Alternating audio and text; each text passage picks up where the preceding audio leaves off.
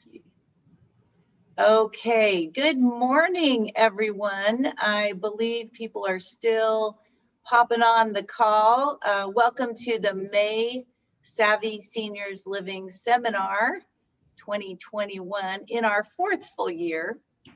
And while people are gathering and coming on to watch today's presentation, I'll just remind you that this is an ongoing series that we started back in 2027.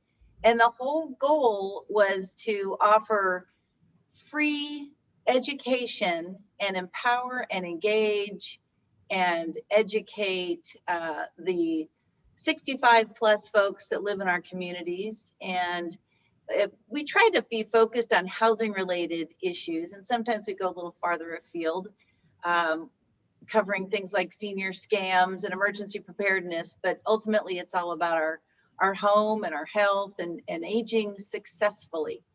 And today is a second part of a three-part series within the year that is focused on getting rid of our stuff. And I think a lot of us have been more focused on our stuff over the last year because we've been home a lot more and have been surrounded by it 24/7. So last month, if you had joined us, we talked about, actually, we did a presentation on something we'd never done before, which was the emotions, the actual psychology behind letting go. And we focused on letting go of things primarily, but granted that can be an extension of others. You know, the things represent other things, if you will. And so I hope for those that had joined last month, you got some good nuggets out of that. And that kind of teed up today's presentation, which is more the nuts and bolts of, okay, we kind of understand why we've held on to these things. Now we've come to terms with the whole fact that we are getting ready to downsize. We either want to live more simply where we are, or we're really considering making a move, and we really don't need to bring all these things with us. So today we're going to talk about, what do we do with all these things? Where do they go? Who can help? And you know, the good news is you do not need to do this alone. There are lots of amazing people that can support you through this part of the downsizing, right-sizing process. And I've got two wonderful people here today that I rely on every week to help me help our clients do just that. So Tammy, I'm going to ask Tammy to introduce herself initially, and then we'll have Derek introduce himself. So Tammy, tell us who you are and what you do and how long you've been doing it. Okay, I'm Tammy Jo Borowski, and the name of my company is Clear Organizing. I started in 2004, and so I've been in business for a long time. I wear two hats. I'm a professional organizer, so I love working with people with their things, but I'm also a move manager. And so it's helping people deal with downsizing and moving things, and then also setting up their new place. So I have a staff of 12. We are fully bonded and licensed and insured. We're part of two organizations, the National Association of Professional Organizers, and also the National Association of Senior and Specialty Movers. And so we hold a national accreditation with NASM. So, but we love what we do. We love helping people every day. What my clients have told me, they're angels, they're angels. So, you know, there's worse things to be called, right? Exactly. Derek, tell us who you are and what you do and who you're with and how long you've done it and all those good things. Hi, everyone. Thanks for joining us. I'm Derek Torres, and I've been in senior management at Clark's Auction Gallery since 2009. But I've been in the industry since I was 19, so that's too many years that I can count. But I enjoyed it. I enjoyed the auction industry from being 19 and going to school and trying to buy something. In that time, the market's changed completely, which we'll get into a little later. I'm also an appraiser, which even appraising items is different than it was when I got my appraisal credentials. So that's something that at least we can share on or touch on today. And I know those of you who heard the last conversation about sentimental items, that's a big deal. And I have to explain that to different clients almost every time I meet with a client, because in my job, or if you bring something to market at auction or an estate sale, once it's gone, and the client doesn't have that sentimental attachment. The buyer doesn't have that, but I enjoy what I do, and I love participating in this every time Dayna invites me. You're so awesome. And you know what, for those of us are on today that don't know even what CLARS is, what is CLARS? Where are you? What do you do?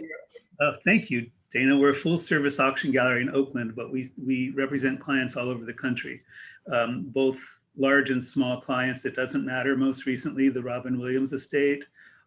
We've represented the Metropolitan Museum of Art. So financiers, we run the gamut. So, and I could get into that a little later as well, how a regional gallery such as CLARS has just as much impact as a major gallery like Christie's. And I could point to direct examples as to why and how.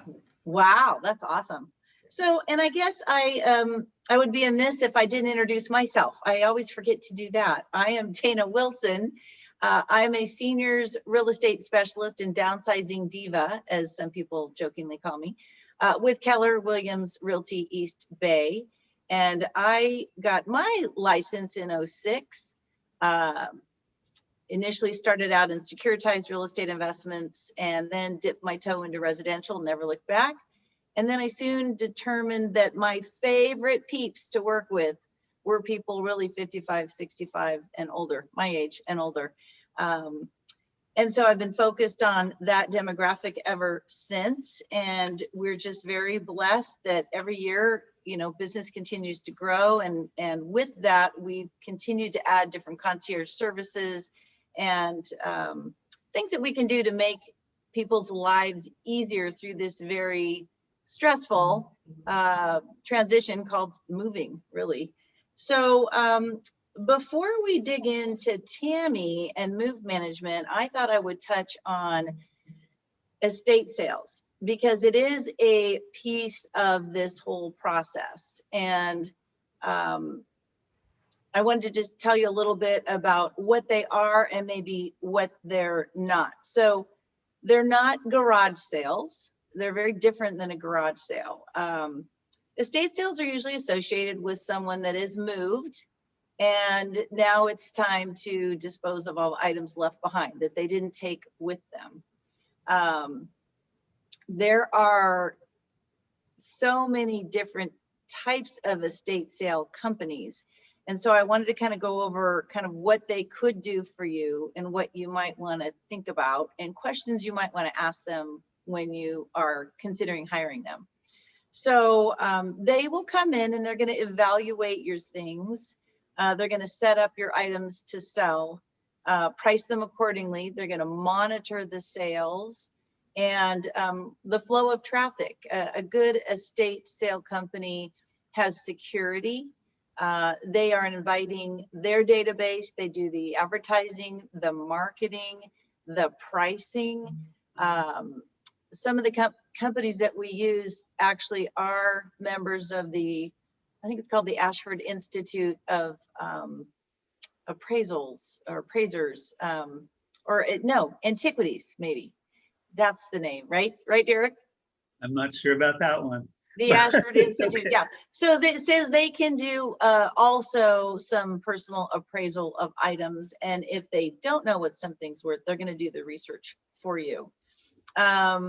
So they're going to arrange any appropriate permits that may or may not be required. And then again, advertise and ensure that there's a high flow of traffic. So how do you prepare? So usually estate sale companies want you to leave behind everything. And they don't even want you to take it out of the drawer or the closet. They just say, leave everything right where it is. And then they're going to dig in and determine how they want to group things. So you can leave that 45-piece china set in the china cabinet. They're going to take it out, they'll clean it up, and they'll mark it accordingly. So they know how to display things the best. Now, some estate sale companies will only use your items. Some will actually bring in items from other estate sales to kind of beef it up, if you will. They know what draws the attention of the attendees. And they're going to recommend, again, that you don't discard anything, because you may think that your great grandma's really tarnished teapot is just worthless, and yet they may know otherwise. They may see a stamp on it somewhere, polish it up, and be able to actually get you quite a lot of money for something that you may have thought was fairly worthless. So I wanted to talk a little bit more about this, because it isn't like a garage sale, right? If you were going to do a garage sale, you will be responsible for organizing, right? Cleaning everything, pricing everything, as well as disposing of all the items that didn't sell. So that's what an estate sale company is going to do for you. They're going to handle all the details, and they have a vested interest in making sure that you're going to get the most amount of money for your precious treasures, because they get paid from the profits of the sale. And typically around here, it's usually 35 to 45% of the sale. That is typical. It's all negotiable, and I guess it all will depend on what the items are. For instance, I know sometimes people have left classic cars as part of an estate sale, and they are going to take a lesser cut in something like that, because it's going to be a very high-end item, if you will. And so I wanted to just go over real quickly a couple questions that you might want to think about. Tips for hiring. So obviously read the contract first and understand what they're going to do and what they're going to charge, and how they're going to do it.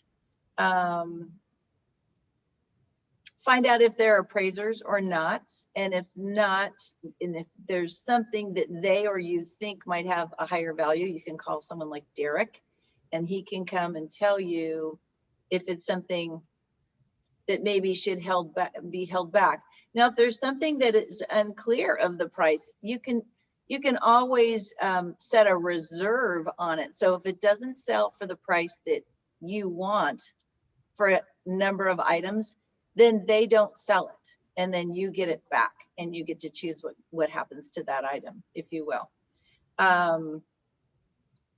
Make sure that advertising, storage, cleanup, travel time, sales permits, trash disposal are all included in their fees, because people forget about that. They're just thinking about what they're going to make on those items that are on those tables in all the different rooms of their home.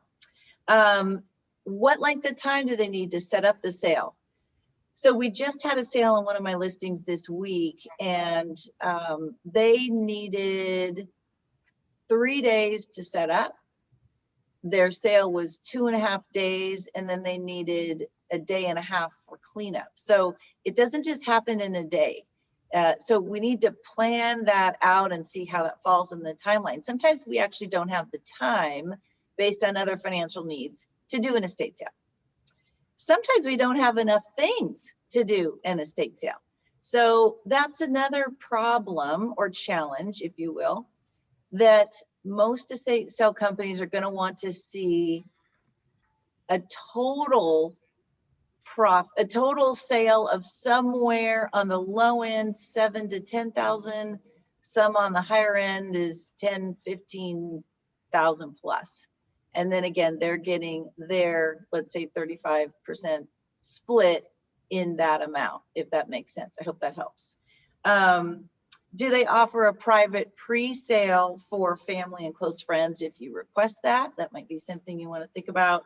And again, do they clean up, and to what degree? I will say usually the companies we use, they do they sweep, kind of a sweep clean up, and that's about it. They're not going to do a deep clean of your home. We'll bring in the cleaners after that. And then find out where they advertise, how well they advertise. Do they have a robust database?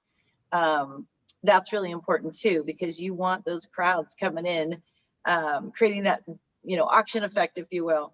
And then how do they staff the actual sale, and do they have security? So there's some questions to think about. And so I hope that that gives you a little insight into estate sales. But what's so great is that once the estate sale, if we have one, has happened, well, then that's sometimes actually when Tammy gets involved. Or if there's not an estate sale, Tammy's going to get involved right away. So Tammy, let's talk about organizing and move management. Okay. And I'm not even going to get to the fees quite yet. We're just going to talk about what options do you provide to those who are really, what is a good fit for you and what isn't a good fit for you for a client? How about that?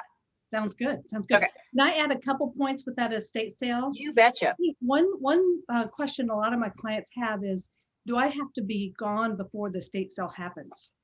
And the answer to that is yes. You have to be out of the house and have everything you want out of the house before the estate sale company will come in. And when they're coming to interview you to see if the house has enough stuff for the estate sale, if your items are still there, you want to go through and tag the things you're going to keep. Because the last thing they want to do is to commit to a sale with a lot of items, and then they come to start the sale, and a lot of those high value items have either been given to family or you've taken them with you. So they really want to know what's available for sale. The other thing is you might want to go to sales ahead of time. So there's that estatesale.org that you can go join online, and you'll get emails on all the sales that are in our area. And I think going to active sales just to kind of see how they process, how they market, and how they run the sale is a great thing. And the third thing is garbage. What I am finding with most of the estate sales that we're referring is most of the time they're kind of break even, which is not a bad thing. It costs so much to clear out houses. We had one the other day. It took 3 large garbage trucks and trailers, and that was probably about $4,000 in garbage to remove it from the house. And this wasn't a hoarding house. This was just a house that was well lived in with just a lot of things that charity didn't want, family didn't want. So do ask them about the garbage, because 99% of the time now it's not included. So that last, get rid of everything that didn't sell will come out of your proceeds, and sometimes that really eats a big portion of it. So my ideal client is anybody who's overwhelmed with their stuff. We love helping people go through stressful times, and whether it is helping somebody downsize and stay where they're living, or if they've decided they want to move and they know where they're moving, we love to help with those items. And so sometimes families around, but maybe they're too busy. Sometimes families around, but maybe the clients that we're working with would rather their kids not to be involved. And a lot of times we tag team with the clients and with the family. So we'll fill in the gaps anywhere where they don't want to fill it in. And so some people will say, gosh, I could do this myself. And the truth is, what we do is not rocket science. It's really a very nurturing, helpful process that we go through to help you with our wisdom of experience, all the steps along the way. And so you're not walking around in circles saying, like, I'm going to deal with the books, and then you move the books here, and then you move the books here. We have a process that you really make progress to where you get to where you're going safely with your energy intact. And so I think the clients, our ideal clients, are people that really want help, who are willing to invest in themselves, to say, instead of getting injured and being overwhelmed myself, I'm willing to spend a couple $1,000s to have somebody help me with all the steps. So, and do you want me to talk about the different services that a move manager does? Oh, I think that would be great. And really, because what's the difference between your organizing services and your move management services? Mm-hmm. Well, traditionally I've been an organizer. I am an accountant by education, so I love people with paperwork. And so I used to love sitting with people going through boxes and boxes of unopened mail and things like that. I still do that some, but we really work more with people that are moving, and the paper takes so much dedicated time. And so we find that before you move, the best way to get ready for a move is to generally have your house organized. Not the Marie Kondo, not the home edit with all the rainbow stuff, but really saying, let's put like things together, because it helps you understand the volume of what you have. It helps you decide what to keep. And it also helps when you repack it, that when it gets unpacked, those like things are together. And so we'll generally just quickly go around and organize the house, or declutter, kind of clean up with our clients. And so that then begins the process. So then if someone, let's say, is going to move in 3 months or 6 months. Sometimes it's within a week. Sometimes it's tomorrow they need help. And so we just try to be flexible and do what we can. But hopefully somebody maybe gives us a month or so, they're going to get ready. We will start working in rooms that have less sentimental need, or they don't need the things every day. So let's say a guest bedroom or a garage. You know, who wants to drive in the garage every time and just see stuff everywhere? Things are in the garage because you probably haven't needed them before. And so we have processes where, as a move manager, we'll say the first thing we want to do is totally clear out that garage, anything that you don't want. So again, we have a process that you go through. And so next thing you know, that garage just has the vital things that you want. Creating space to then, if you decide you want to stay in the house while it's being listed, there's room to move things that you want in the house to go to your next house, but get out of the house so that the house can be nicely staged and ready for the listing process. So, but we go room by room. And if that's a slow process because people are making decisions, we're packing as we go. So that way, when we're done going through a room, it's all ready for the mover. Sometimes people are making such fast decisions, we just are pulling everything they don't want. You know, so we're pulling anything that we think charity could take, any garbage, anything that we can send to auction. So we're pulling those things, leaving everything else in the room so that then everything that's left is what they're taking to their next place. And then the mover comes in, packs really quickly, and gets moved. And so there's different methods. Does that make sense? Yeah, no, that's awesome. And you know what I love that you do is that you keep people on task. Right. Maybe I think that would be kind of an important piece to share. Like, how do you do that? I just remember we've worked with so many clients together over the years, but I just remember, I think it was Ada. I don't even know if you remember her. What a sweet, fun lady, and her daughter. And that, you know, she was telling stories about the different items as you were packing, but you kept things moving along. What is your secret to doing that? So the secret of that is initially when we're meeting with a client, we really ask a lot of questions like, are you really on the budget?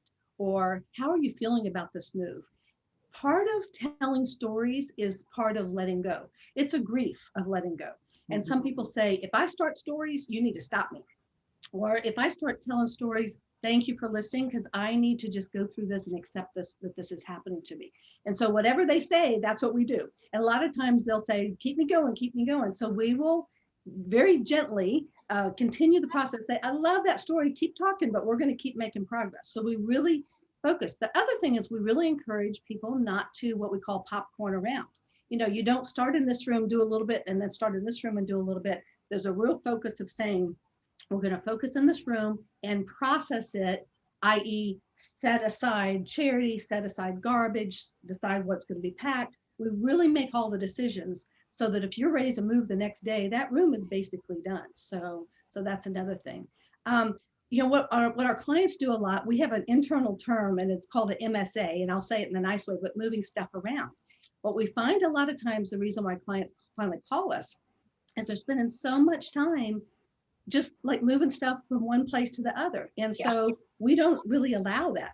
You know, there's a sense of saying there's decisions, and then it's okay to have some things set aside that we're going to decide that later. But the real feeling is let's continue to make progress, and we don't want to move that stuff around over and over again. So that's the thing. And I think really knowing move managers should have a real nice Rolodex, isn't that an old term? A real nice contact list of all of our resources. We have people that come and buy sterling silver. You know, I call Derek really often. We deal with consignment stores. We deal with estate sale companies. We have garbage haulers that are phenomenal. And so we have a bunch of contacts, and also move managers, if they're part of a national organization. You know, we go to national conferences. We have peers across the country that can answer questions, you know, that really help with tricks of the trade. Or we share jobs. You know, if we have clients moving to Florida, I've got a counterpart in Florida that I work with to make sure that happens. Oh, that's awesome. That's awesome. It's really getting the stuff. Like, have you ever found that you're going through and deciding what you don't want, and by the end you're so tired, but yet you have all these stacks around? So that's one thing that a move manager does is the stacks. At the end of the day, when you're exhausted with making decisions, you can go rest, do what you want to do. Then we just get busy and make sure everything gets done. A lot of times we'll just fill up our car with charity items so we can drop it off. So all those decisions you've made actually get processed rather than them just becoming these piles. Well, and what I love, another thing that I love about what you do and what you've done is that you really do try very, very hard to find homes for things too. So I know, at least in my world, often somebody is leaving behind a grand piano or a pool table. Mhm. Nobody wants those. It's Right. very hard to get rid of them. And sometimes we literally have to say they convey with the sale of the home. Like, you're Right. getting this piano if you get this house, whether you like it or not. But that's not optimum. And so I don't know how you do that, but how do you do that? Well, so an example is we worked with a couple recently, Kim and Chris, and they kept postponing their move because of their piano. You know, I mean, that sounds kind of silly, but it really is what happens. People are so attached to their items that they really defer their happiness, or they defer their safety. So Kim and Chris, he had scoliosis and had the beginning onset of Parkinson's. And to visit with them and see how much they were struggling, really just to be able to make sure their china went to the right place, make sure the piano found a home, you know, it was heartbreaking. And so, you know, we worked with them about 2 months, not only finding places for those things, but also going through and finding the best part of the house, finding the things that they really loved. We got them moved. They moved to senior living, and we did the big reveal. You know, whenever we move somebody in, we try to set it up in one day. So they sleep in their bed one night. The move happens that day, and by 6 o'clock, typically that day, they walk in their room, their art's hung, the beds are made. So all the planning that's happened is there. And so to see them struggle because of a few items, to then be in their new place, what Kim said is, she said, I don't feel like I've lost anything. I feel like I'm a bigger, or not, she didn't say bigger, what did she say? I'm a happier me. It's like, I'm a happier me. So the thought of letting things go actually gave her a sense of gaining herself. You know, it was giving up who she was attached to all these things that maybe were part of her younger or prior life, but kind of embracing this is her true self of where she is in her life, rather than being attached to maybe who she might want to be, but you know, we have to kind of accept the ages that we are, that just accepting the fact that this is who I am and how can I make that the best. And it wasn't with the piano that she no longer played. So how we get rid of it is we just have a lot of contacts. You know, we will call schools, call piano stores. And I can tell you that it's not always successful. You know, we have to balance how much time we spend on individual objects versus, you know, how much you want to pay to get rid of those objects. What we find sometimes is we can rehome a piano, but oftentimes our client will actually pay the cost to get that piano moved to somebody else's house. So to save it from being hauled away, they will pay for a new owner. And so we coordinate the movers. You know, we know who moves pianos. We know who moves safes. We know who moves pool tables. But things like rocking chairs, grandfather clocks, large china cabinets, they're really hard to let go of. So our fingers are always crossed that somebody in the family will love the old grandfather clock, or really want to ship that rocking chair even to Southern California because they want to keep it in the family. So I think, so to answer your question, we don't always find a home for it. What our job is to help you understand what the market is, like what the reality is, how much do you want to spend to try to rehome it, but really get you to focus on what really is part of your ongoing life versus being tied down with that. We help you go through decisions like, we want you to kind of be selfish. Pick the things that really are going to feed your life. So if you love that china, use the china. You know, so when we're helping you pick out what to take next, it's like, well, you love the Waterford. What if you use Waterford every day? How wonderful is that? Because we can say that when Waterford sells, it's not selling for $80 to $200 a stem. It's selling for $20 a stem. So why not go ahead and use it? And so encouraging you to take the things that you really would love, honoring yourself enough to use those things, and then letting the other things go. We encourage you to invite family to come take some things, also knowing that they may not take a lot and being okay with that. You know, if you've been burdened, if you've been a warehouse basically for some of your things in your house your whole life, you don't want your child to also have to warehouse it for the next 40 years. So it's okay if they don't take it. And then, rehoming it to places like your housekeeper who loves things, tools, to your gardener. There's other things. Do you want me to talk about Max Sold? Yeah, I would love you to. Yeah, because we talked about maybe touching on that, and even Facebook Marketplace, like how, are those Right. decent places, I don't know. Right. There's all those tiers of deciding, like, I want to be selfish, in a fun way of what I really want. And then it's like, what do I want family members to have? And getting it to them, accepting if they don't want it. Do you have friends that you want to give things to? That kind of stuff. Maybe the next tier is estate sale. You want to keep everything else in the house to try to maximize that sale. But a lot of times there's just not the volume to justify an estate sale. So maybe the next thing is, let's cherry pick all the nice valued items. And Derek will talk more about that. I recommend cherry picking and getting them to an auction versus cherry picking and some other things. The things that maybe are not super high value that you need to have a broad audience for, then we recommend something like Facebook Marketplace or nextdoor.com. Those are sites that you can list. They're not Craigslist where it's open to everybody. It's really kind of a smaller subset of people maybe in your neighborhood or in a small invitee group. That you take good pictures of your items, you describe it. So if it is a Restoration Hardware or Pottery Barn, a name brand, make sure that's in the description, and you list them online. And you can list them and you price them. So you price them for what you think you can get for them. I can tell you most of stuff on Facebook Marketplace, and most all of it sales. Can you tell I'm from Mississippi? But it has to be a reasonable amount. So some things you might say this is worth $200. If you list it for $100, it may not sell. So you might find you have to lower the price down. And there's tricks of the trade on that. So when you list those things and people reply that they want it, first of all, you've got to make sure it's safe, have it outside the house, but also don't have somebody coming on Tuesday at 3 and then Friday at noon. And what you do is say, they're going to be available on Friday at noon. And so that way, everybody that's coming at the same time, and you're not having to wait around all the time to do all the rest of the stuff.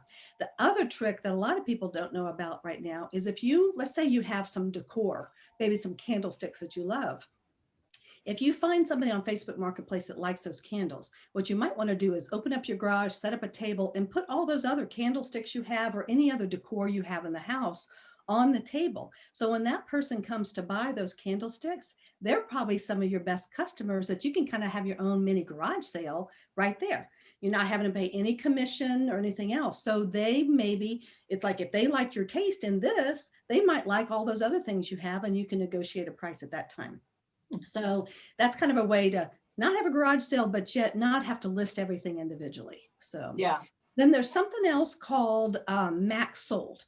And what Max Sold is, it's similar to, it's combining Craigslist and a traditional estate sale where it's all online. So either you or a move manager or somebody from Max Sold come to your house and you put groups of things that you don't want together. So they call them lots. So you might have a KitchenAid mixer, but along with the mixer, you might want to put a bunch of mismatched Tupperware or anything around it.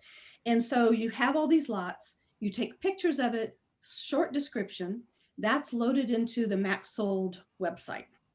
And then let's say I'm going to be a buyer. I want to buy that KitchenAid mixer. I set up an account with Max Sold. I enter my credit card. And so I'm going to start bidding. Well, the starting bid is usually $1. So you're not spending a lot of time pricing things. You're just saying this is available. And the market sets the price. And so I don't want to accidentally sell it for $50 if somebody's willing to pay $100. So it kind of takes like an auction approach to say, if there's 2 people that want it, it keeps going up. You can set that auction to be 2 days, 3 days, as long as you want. I do know that the majority of the bidding happens the last half hour or 10 minutes of the sale. And if there's an item that multiple people want, that will stay open until there's 5 minutes between bids, and then it closes down. So what's nice is once you bid on something and you get it, you're told, well, actually beforehand, you're told what day you're going to have to pick it up and what time frame. And so what a Max Sold does is it gives you the ability to get market price it also keeps you from having to box everything up. Because if I am buying that KitchenAid mixer, I know I have to be there on Saturday at 2 o'clock, and I have to bring my own boxes. And so somebody escorts me into the house. I go to pick up the lots. I'm picking up that KitchenAid mixer. I'm also picking up all that Tupperware that maybe I don't want. But you know what happens? That Tupperware, then the person who owns the house doesn't have to spend the money to throw it away. And so the goal is to not only make some money, but also get rid of all the stuff that's not worth much money. Yeah. And I have to pay trash on that. And what about that couch that nobody wants? The one from the 70s with the big flower prints on it or whatever.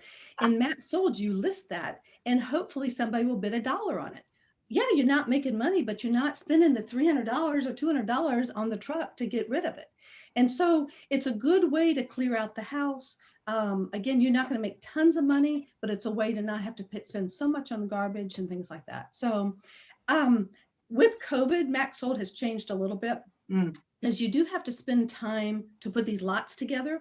And so you can hire us to do that. Like I say, you can hire Max Sold, but right now Max Sold's not going into houses in this area to do that I'm aware of. Interesting. And so they do it for pretty, I think it was like $700. They'll come in with a team of 3 for the whole day doing the lots and taking the pictures. Plus then they come on pickup day and they'll staff the front door to just let a certain number of people in. So it's a kind of a new, I think the estate sale business is morphing like crazy right now in terms of, not spending so much time with setup, but trying to figure out how to get rid of the stuff at the end, combining sales, combining online sales. So whatever we can to clear out the house. Yeah. Well, and before we switch over to Derek, what are some of those strangest things you've come across in your clearing out? I'm just curious. Yeah, We always like to hear those. We love our business because it's never the same. Right. Every client is different. We just love to go into their life wherever they are and help. But probably this is kind of creepy, but the strangest thing is actually we had a Max Sold, and about 3 months later, we got a call from the police. And in one of the cans that was sold, there was a bunch of antique cans, coffee cans out in the garage. That sold, the person who bought it opened it up, and there was a severed finger in the coffee can. Can you believe that? Oh my gosh. We were so it was investigated. They did DNA sampling. They interviewed our client, who was 95-year-old in a single thing. It was something that her husband had from years ago. And so you just never know. I mean, that was a really odd one, but we come across well, there's things like diaries that we really, treat very confidentially, and we'll shred it if that's what the client wants done. There's things that we find all the time. One thing that we interview clients ahead of time is say, is there anything you're looking for? And it's like, they'll say, I'm looking for Ed. And it's like, okay, so tell us a little bit more about Ed. Well, it's the, Uncle Ed, and they can't find the ashes. And so we are always on the lookout. If a client says, I'm missing a diamond earring, next thing you know, we are moving that nightstand, there's the diamond earring. So it's really just about anything you can imagine. Yesterday, the client, we were at a client's house doing a garage. My team posted some pictures, and there was a blow up doll. And that was the client had so much fun with it. I think he was in his late 70s. He'd forgotten he had it, and he and his wife just had the best time laughing about what they were finding in the garage. So you just never know. And that's what we try to do. It's a lot of work. There's some sadness, but you really try to find levity in it. And when you're feeling that, it's hard to let go of stuff to begin with. But when it really starts to, you start to release those things, there's just such a lightness that it is. Yeah, it does. It's freeing. It is freeing. You don't understand that until you're on the other side of it all. Right. But I have my clients tell me the same thing. Right. I love that. Thank you, Tammy. Thank you for all that good information. And then before I jump over to Derek, real quickly, share, because people are going to want to know, how do you charge for your services? Oh, for me. Okay. We charge by the hour. So all move managers are different, and professional organizers are different. And so we've been in business a long time. We are insured, we're bonded. We have a major training program for our staff, and we bill by the hour. Our typical hourly rate is $125 per hour per person. We make a lot of fast progress. We bring all of our own supplies, things like that. So we do find our clients are super happy when we're done. And so they feel like they've invested in us and in them. There's other move managers that charge less. And there's some move managers that will do things on like if you pay them ahead of time, they will cut the rate down. So they'll say, if you give me $5,000 ahead of time, that's good for X number of hours. And then you just work down those hours. Okay. There's others, I haven't heard of anybody like this in our area, but sometimes people will come in and bid the job. So they'll say, we'll do this whole thing for $5,000. Okay. To me, when I first started, I did that. And I either found at the end, I didn't feel right because I had collected too much for my service, or vice versa. It was like, I can't keep a business and make that much per hour. So the other thing I do is we find that a lot of times clients are house rich, but maybe cash poor, or just the cash flow of selling a house. There's a lot of expenses up front. And so assuming the client has equity in the house and they've signed a listing agreement and there's a real sense that this is a marketable house, I'm happy to have the document signed where they can just pay our whole fee out of a close of escrow. Yes. And you know that I've never had a house not sell. So Exactly. you're going to get paid. Right. Totally. I don't worry about that. And like I said, there's a lot of people too, and one day I may do this, but a lot of people want at least a 50% deposit. So if they come in and estimate a job, they'll say, I want the deposit. My feeling is it's really a partnership and we're going to go through it. And I want to make sure you're happy. And so, I want to keep you up to date with how much you've cost to date, how much the bill is going to be, but we are there to make it happen versus nickel and diming each other. Right. No, you're awesome. Derek, thank you for hanging out with us through all that good information with Tammy.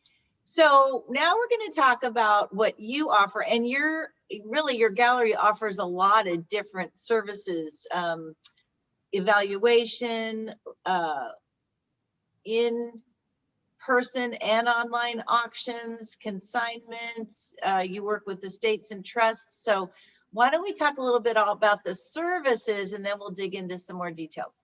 Great.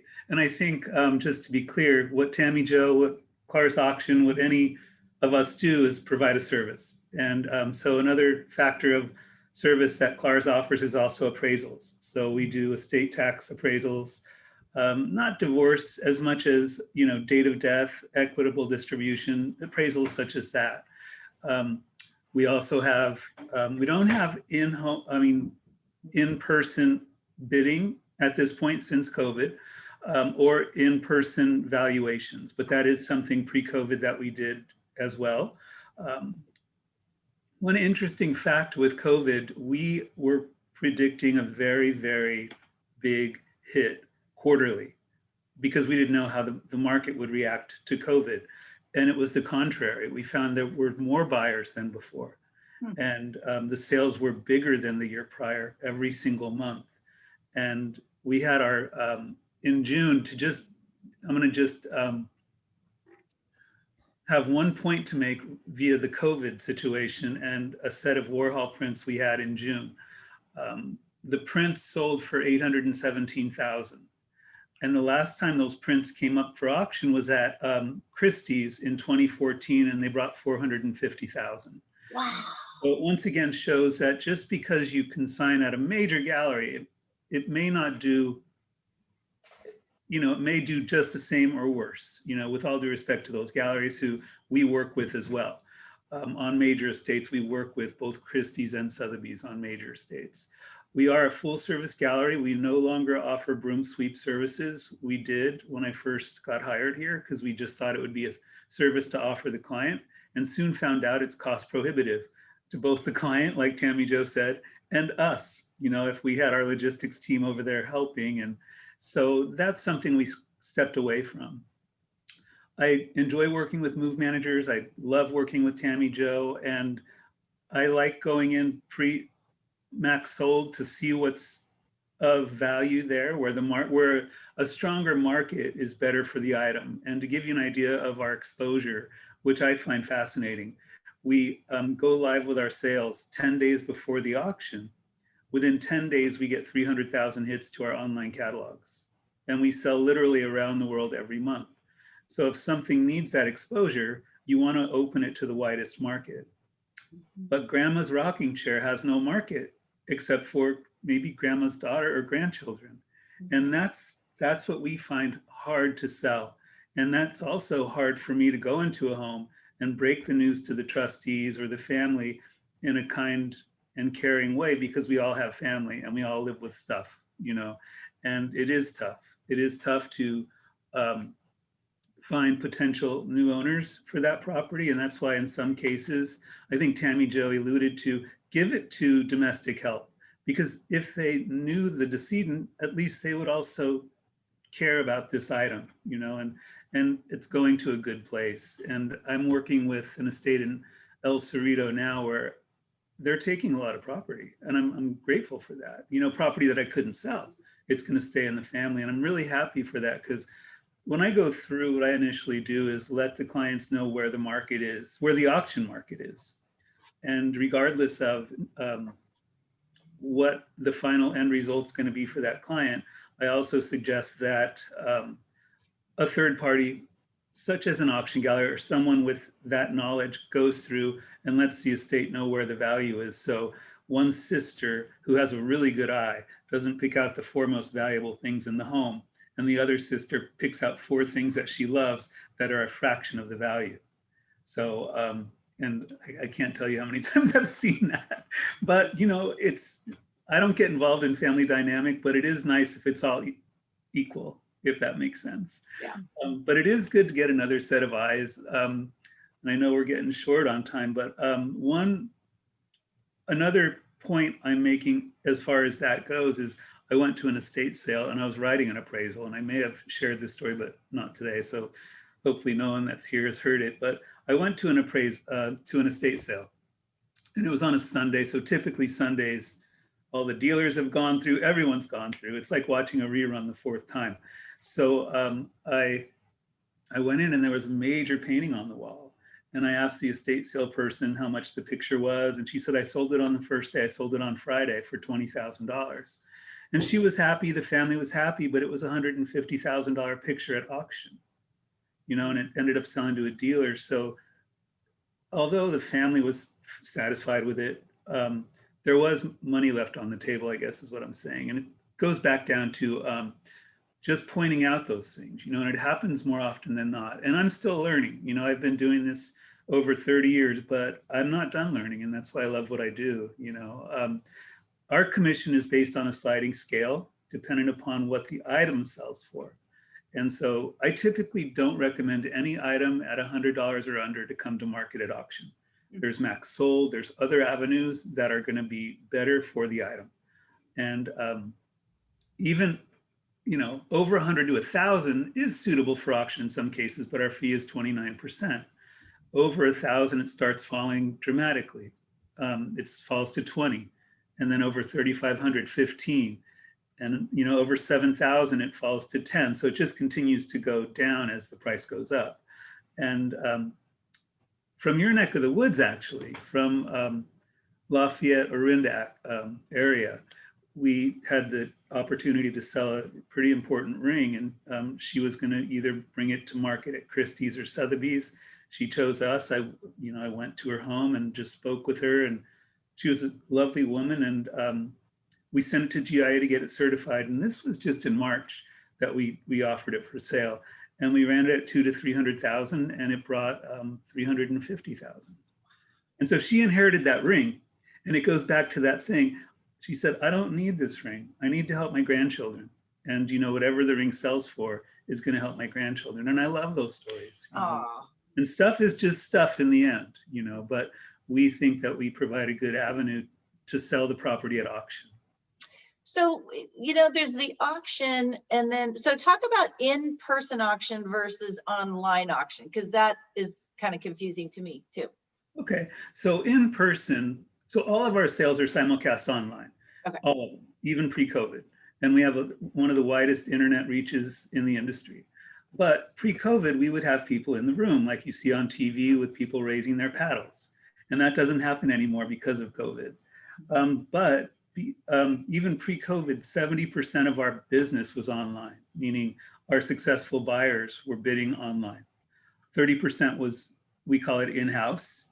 And now during COVID, it's probably 99% online and 1% in-house, which means they're, you know, bidding via telephone. Oh. So yeah, there's many ways to bid. I sold a Wayne Thiebaud painting some years ago, And the gentleman who bought it, he won it at his child's Little League game on his mobile device. It was $100,000. So, I mean, that's a lot to bid on at your son's Little League game on your mobile phone. Yeah, yeah. So you've got the auctions, but then you do consign. Yes. So everyone that chooses to use any gallery, is even a retail gallery, is considered a consigner, because we are a third party acting on the client's behalf to sell their personal property. So we don't own it, but we're representing the client to sell it. So it's consigning. Oh, I see. Okay. So if I went to your warehouse, there aren't just things sitting around that I could purchase. Not at all. No. Okay. Well, actually, I shouldn't say that, because if you offer a high enough amount and the client agrees to that number, then yes, we can do a pre-sale auction. I see. Okay. It would be a pre-sale auction. Okay. So how long do you hang on to something if it's hasn't sold, it's not selling, and then if it doesn't sell, what do you do with it? We keep trying. So let's say, for example, we have an item that's 1,000 to 2,000 and it fails to sell for 500. We would then reoffer it the following month and reduce the estimate. And we would continue to do so as long as the client is receptive to that. If the client says, no, my Aunt Jane wants it now, then, Aunt Jane would have to arrange a pickup from our facility, but we don't charge anything because we never sold the item. So we only charge if the item sells. Got it. Got it. And so if you have a buyer in Sweden that buys something, how does he get that piece to him? How does that piece get to him? I mean, that's completely the buyer's responsibility. Oh. And there's been cases, and they still have to pay their invoice, but they can reconsign the property, if they so choose to. And I have cases almost every month where they didn't get a shipping quote prior to purchasing the item, and they would have to reconsign it because the costs to ship were cost prohibitive. It would have cost more to ship than they paid for the item, which is Interesting. Is unfortunate. So what are some things that are selling for fairly high values right now that is surprising you? Or maybe is there anything different about what people are wanting to put their hard-earned money down on than in the past? Well, I think the trend, at least for the last 4 years, and the numbers keep getting higher and higher, is for anything contemporary. And we've broken record here with contemporary art and furniture. We've broken records on the art side and the furniture side with contemporary. We had a Danish modern chair, I want to say last year, that brought 90,000 and sold back to a collector in Denmark. And that was a world record for that form. So that is consistent, we know that. But over the last 3 months, which is surprising to me, and I can't figure this out, antiques have been selling. And I did have from 2 estates really good provenance, meaning I had, when these pieces were purchased, and they were all purchased at Christie's and Sotheby's, I had the sale dates and the lot numbers. And that's a really big help, because the buyer then can say, wow, they got this at Christie's or Sotheby's. I want this, and it does help. Any provenance helps, if they buy, if I'm working with an estate that has a lot of even contemporary art, and they were buying at reputable retail galleries like John Burgoon in San Francisco, that sticker on the back is worth its weight in gold. So it's not just the print in the front or the work of art in the front. Sometimes the painting tells you more if you turn it over, so that's what's so great. Do you ever find paintings behind paintings? Yes. You do? Well, actually, a painting behind a mirror, which made national news. Oh. And, I've had an estate in Pebble Beach, and they were co-trustees. So 2 brothers, but I thought only one brother was a trustee. And then I got a call from the other brother who was like, my brother's stealing from me. And it was this long drawn out thing. And anyway, there was a mirror in the foyer.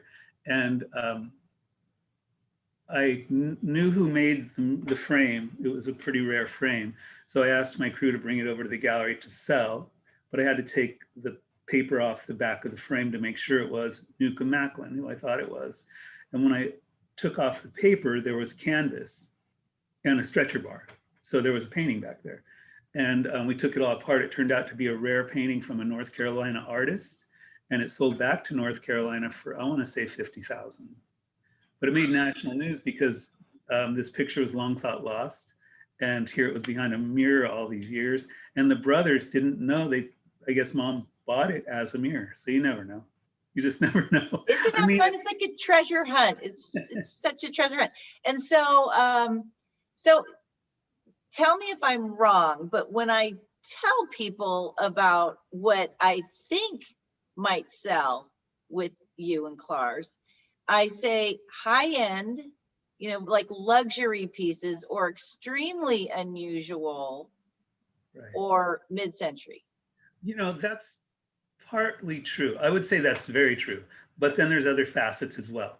Okay. You know, if someone comes in with just something that has a market, someone came in with this really rare Georgian silver punch bowl, and I couldn't believe what I was seeing, you know, and so not all silver is alike. You know, this punch bowl probably weighed, I don't know, probably 30 ounces, which isn't a lot of silver. And it sold for $8,000, well over the spot price. So not all silver is created equal, you know, and that's just something to bear in mind with anything, you know. And I love working with move managers, especially Tammy Jo, because I could, even if I don't know the answer, we have such a big team here at Clar's, I can ask a different specialist for their input, you know, and that's very helpful. And one thing I want to mention, a selling point to me, is y'all come to the house and pick up. So if I have a client that has a handful of items that are auction worthy, you schedule the truck, and for, was it like $300, $350, you'll come pick up no matter what the volume is. Right. And that's a lot cheaper than like even getting something to consignment. So that's a great service that y'all provide. Thank you, Tammy Jo. And you're right. And we make nothing on our logistics. You know, I mean, they're down in Pebble Beach, and I charged $500 for a full truckload from Pebble Beach to Oakland. Wow. Pretty reasonable for sure. And so what's the strangest thing you've ever sold? Well, this past month, the strangest thing was a European stork taxidermy that was in this place called Woodward's Gardens in San Francisco in the 1860s, which was the first amusement park after the gold rush. So that was kind of cool. It was what is today, it was part of the Mission District. It was part of what is today the Mission District, but provenance very solid. And there were other taxidermy items I couldn't sell, but that one I got to. And then the oddest still to date is a mummy hand with the scarab ring on it. And that sold for $10,000 or $12,000. And I wonder what that person is doing with their mummy hand right now. I don't know. I don't. Very odd, very odd. And so, okay, this is awesome stuff. I wish I had some stuff that was worth something that I could send to you, but so you guys, do you provide, and I know you do, I'm sure you provide some sort of invoices for tax purposes at the end of the day? No, we don't. So all of our clients are kept confidential. Now, when a client gets a check over $10,000, their financial institution will, but we don't. So everything has to be confidential. It's part of the agreement we have with buyers and sellers. And so we don't report any tax information at all. Interesting. And then if somebody had something that they are just wondering about, can they take a picture on their phone and send it to you first to see if it's even something that?